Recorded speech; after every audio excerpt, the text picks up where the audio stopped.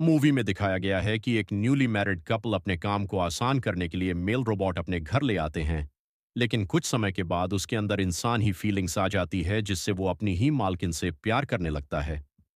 Movie की starting में हमें सोफी और जेम्स नाम के कपल को दिखाया जाता है, जो कि अपने घर के अंदर सामान को शिफ्ट कर रहे होते हैं।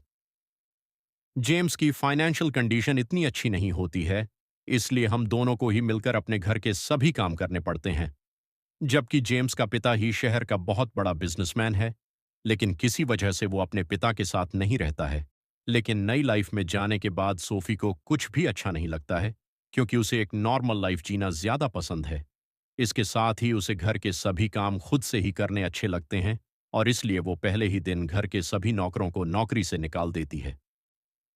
जेम्स को जब इस बात का पता चलता है तो वो आकर सोफे को समझाने लगता है कि तुम्हें ऐसा नहीं करना चाहिए था, क्योंकि ये काफी बड़ा घर है और इस घर के सभी काम को तुम अकेले मैनेज नहीं कर पाओगी।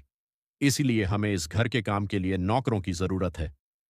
लेकिन सोफे उसकी बात नहीं मानती और वो उससे कहती है कि पहले भी हम अपने घर के सभी काम खुद से ही किया करते थे, इसलिए हमें किसी की भी जरूरत नहीं है। अपने पिता के बिजनेस में इतना ज्यादा बिजी हो चुका था कि वो सोफे को टाइम दे ही नहीं पाता है। दूसरी को सोफे भी घर के काम को अकेले मैनेज नहीं कर पा रही होती है, तो इसलिए जेम्स अपनी इस परेशानी को अपने एक दोस्त के साथ शेयर करता है। तब उसका दोस्त उससे कहता है कि तुम्हारी इस परेशानी का मेरे पास एक सल्यूशन है। दरअसल मेरे पिता एक रोबोटिक कंपनी में काम करते हैं जिसका मालिक कुछ ऐसे रोबोट्स बनाता है जो कि देखने में बिल्कुल इंसानों की तरह ही होते हैं। इसलिए तुम्हें वहां जाकर एक रोबोट परचेज कर लेना चाहिए। आप जेम्स सोफी के साथ उस कंपनी में पहुंच जाता है, लेकिन सोफी उन रोबोट्स को देखकर काफी हैरान होती है। दोनों ही अकेले में जाकर इस बात के लिए डिस्कस करने लगते हैं कि कहीं फ्यूचर में जाकर ये रोबोट उनके लिए कोई खतरा तो नहीं हो सकती। लेकिन कंपनी का मालिक उन्हें भरोसा दिलाता है कि इन रोबोट्स से उन्हें कोई भी खतरा नहीं है, बल्कि इन रोबोट्स से जैसा काम करने के लिए कहा जाएगा, ये वैसा ही करेंगे। आप जेम्स को यकीन दिलाने के लिए कंपनी का मालिक एक हेनरी नाम के रोबोट से जेम्स का जूता चाटने के लिए कहता है, इसलिए हेनरी वैसा ही करता है जैसे उसे करने के लिए बोला गया होता है। ये देखकर जेम्स और सोफी को उस पर यकीन हो जाता है, इसलिए वो हेनरी को अपने घर ले आते हैं। घर लाने के बाद हैनी घर के सभी कामों को काफी अच्छे से करने लगता है। इसमें सोफी और जेम्स को घर के कामों में काफी मदद मिलती है। वो अकेला ही घर के उन सभी कामों को आसानी से कर लेता है जो बाकी नौकर भी मिलकर ये सब नहीं कर पाते थे। दूसरी ओर जेम्स जब उससे बात करने की कोशिश करता है तब वो उसको उसी तरह से जवाब देता है जैसे कि कोई इंसान होता है। इसलिए जेम्स अपना अधिकतर समय उसी के साथ बिताने लगता है, क्योंकि वो उसकी बातों को अच्छे से समझ पाता है। इसलिए वो जेम्स को तो काफी पसंद आने लगता है, पर स्टार्टिंग में उसे पसंद नहीं किया करती थी। लेकिन धीरे धीरे वो उसके काम को देखकर उससे काफी ज्यादा इम्प्रेस हो जाती है। तो इसलिए जेम्स जब भी ऑफिस चला जाता है वो अपना बाकी का समय उसी के साथ स्पेंड करती है, और हैंडी भी उसकी ज़रूरतों का बहुत ख्याल रखता है।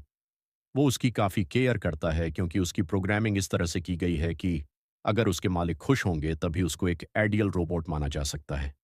जेम्स और सोफे की लाइफ जो कि पहले बहुत अच्छी नहीं चल रही थी, लेकिन हैंडी के आने से उनकी लाइफ में सब कुछ ठीक हो जाता है। एक दिन सोफे हैंडी उससे प्यार और इंसानी फीलिंग्स के बारे में पूछती है। तब वो उसको प्यार और इंसानी फीलिंग्स के बारे में बहुत अच्छे से एक्सप्लेन करता है, जिसे सुनकर सोफी उससे काफी ज्यादा इंप्रेस हो जाती है।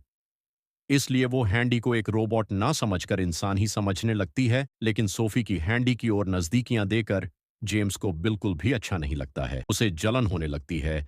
जबकि जेम्स इस बात को अच्छा से जानता है कि हैंडी कोई इंसान नहीं है, बल्कि वो एक रोबोट है, लेकिन फिर भी वो ये चाहता है कि सोफी उससे दूर रहे, क्योंकि उसे इनसिक्योरिटी होने लगती है। वो सोफी को अकेले में समझाने लगता है कि तुम्हें एंडी से उस तरह से बात नहीं करनी चाहिए जैसे कि वो एक इंसान है, क्योंकि हम उसको जिस तरह से ट्रीट करेंगे वो भी हमारे साथ वैसा ही बिहेव करेगा। रात को जब ये दोनों ही अपने रूम में सो रहे होते हैं, तब सोफे को एंडी के रूम से कुछ आवाज आती है।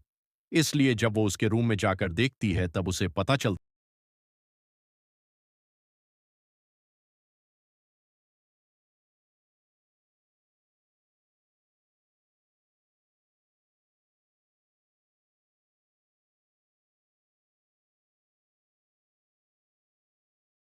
सोफे जब बाहर आकर देखती है तब एंडी उसे मिल जाता है, जो कि गार्डन में पड़ा हुआ सो रहा होता है। यहाँ पर सोफी नोटिस करती है कि हैंडी सोते समय एक सपना देख रहा है जो कि एक रोबोट के लिए पॉसिबल नहीं है। ये देखकर सोफी काफी ज्यादा हैरान हो जाती है। इसलिए जेम्स अब उसे नींद से उठाकर घर के अंदर ले जाता है। अगले दिन कंपनी के ओनर को हैंडी की जांच के लिए बुलाया जाता है और जांच करने के बाद वो